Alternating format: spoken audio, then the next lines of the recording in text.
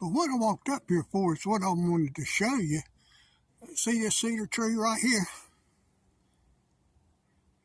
It's got to be 30, 40 feet tall. It's a good sized cedar tree. And if you look right down here, you'll see where we used to come through. This was a pasture.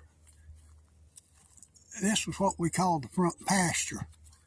The farm was divided in two halves, and it was split sort of right down the middle. And that's the way it was when I bought it, so we left it like that. And we cordoned this off. You can see the fence there.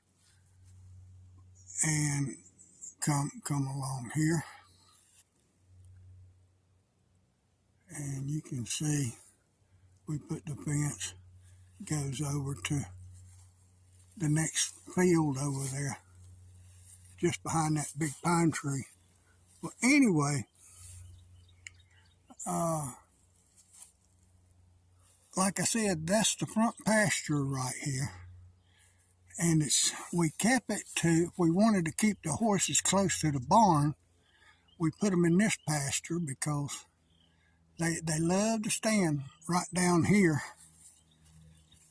where it's a beautiful cedar tree. And let me get up here, where you can look inside of it. And there's the old gate that was on the fence where you'd walk through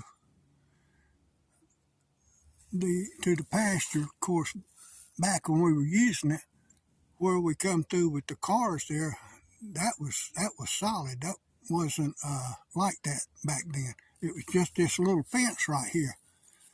But what I'm getting at, and here's another place where we come through. What I'm getting at is we had a water trough about where that gate's leaning up against that tree. And we came up here one day and there was a little old teeny cedar tree growing about 2 feet from that gate. I reckon a bird come by and sit on the fence and dropped us a seed.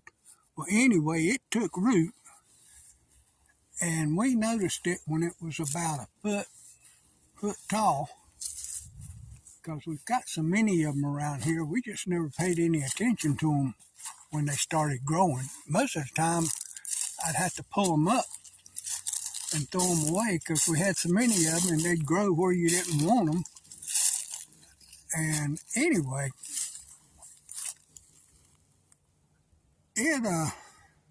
we left it there. We didn't touch it. We didn't do anything to it. And look at it now, almost 40-something feet tall. And that is a beautiful tree.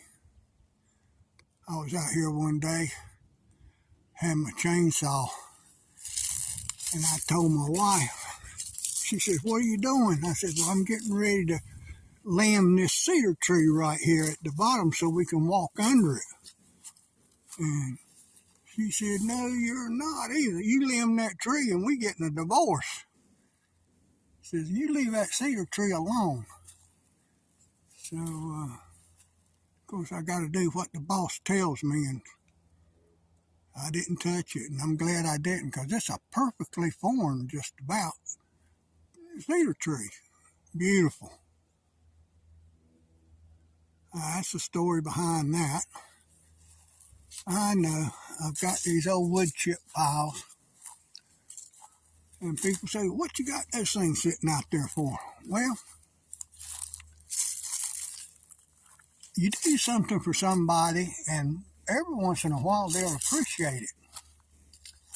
And these guys appreciated not having to drive 10 miles just before they get off work to dump their loads. So I said, well, bring some out here and dump it in the front pasture. And I showed them where the front pasture was.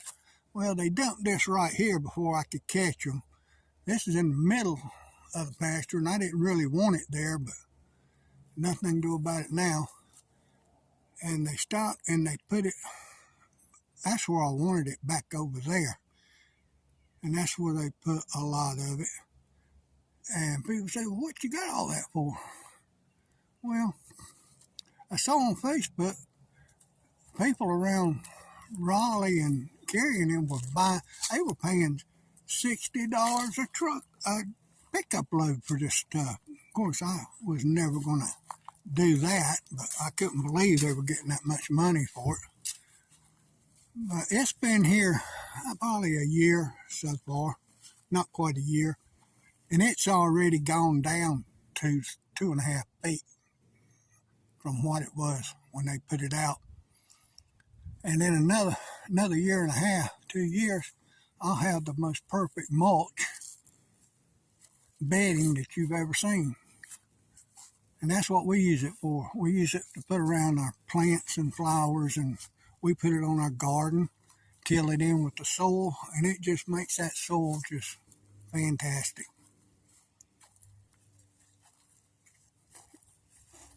So that's the story on that. Let's see what else I can do. Oh, let's see. Oh, I can tell you about the lady that I bought this farm from. Her husband had it, and he raised cows on it. That's what he did. There was no house on it, no barn, just there was an old pen right over there that if he needed to round his cows up, that's what he used to put them in. And this fence where this gate is right here was the only thing that was really here.